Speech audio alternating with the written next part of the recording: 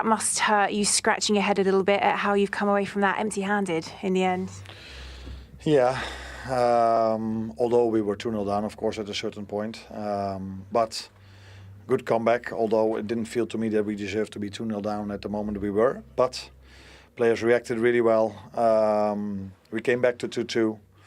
And I think then in the end it was a very open game where both teams had their chances. They probably even more than us, which doesn't come as a complete surprise to me, knowing that we've played 2 days ago at Marseille.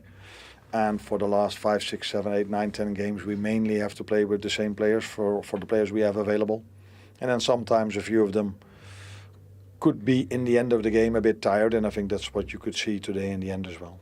Yeah, I was going to ask, was it credit to Bournemouth's perseverance in the end, or are you finding you're looking at yourselves a little bit? It also looked like you were a bit frustrated with the officials at the final whistle. I think first of all we have to look at ourselves, and in the end of the game it was more open. Both teams were trying to score a goal. They had better opportunities than us in the last 10 minutes.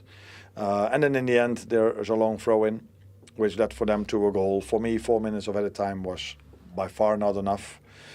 But in the end that didn't matter because they scored, although maybe we could have had then 2 or 3 minutes. But this game should not have had 4 minutes of extra time. There was one free kick that already took 2 or 3 minutes. There were VAR moments, there were substitutions. So that was what I said to them in extra time, that 4 minutes wasn't enough. But yeah, they scored in extra time.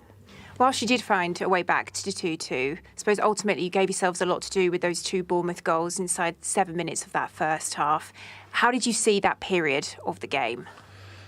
As difficult, because I think the moment we conceded, there wasn't a thought in my head that could happen. Because I think we played a game where a lot of times our players were in very promising position, and it felt to me that it was waiting for the right moment and for the right execution and the right pass for us to score a goal. And then we conceded one, which had to do a little bit with the adjustment of a long ball, and the wind had impact on that ball.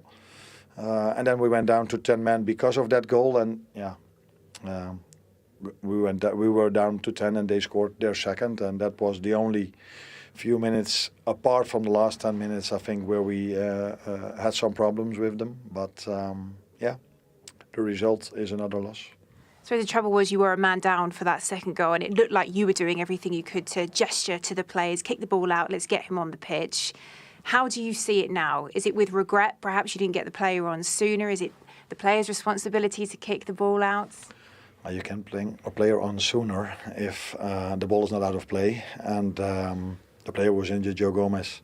The moment when he was injured, he said, I want to keep on trying, which is, I think, what most players try to do if they get a knock. But when we started playing, he said, no, it's not possible. I can't go back in. So yeah, then it is the best thing what can happen is go to 11 men as soon as possible. We had the chance because we were quite a long time in ball possession, but we kept it. And the moment we lost it, it took us a long time. We couldn't make a foul or to get the ball out of play. And then the ball went in when we were down to 10. Just finally, there's been a lot of headlines linking Andy Robertson with a move away to Spurs. I suppose you brought him on at half-time. Says you need him.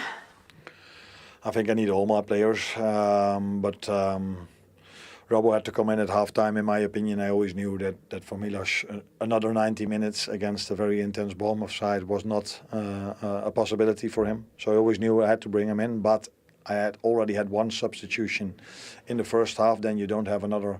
Then you only have 2 moments left. So I thought let's bring Robbo in at half-time to make sure that Milos stays available for the rest of the season, because there are a lot of games to be played with the players available. I have to manage that as well, because the last thing we could need right now is another injury. Appreciate your time today. Thank you. You're welcome.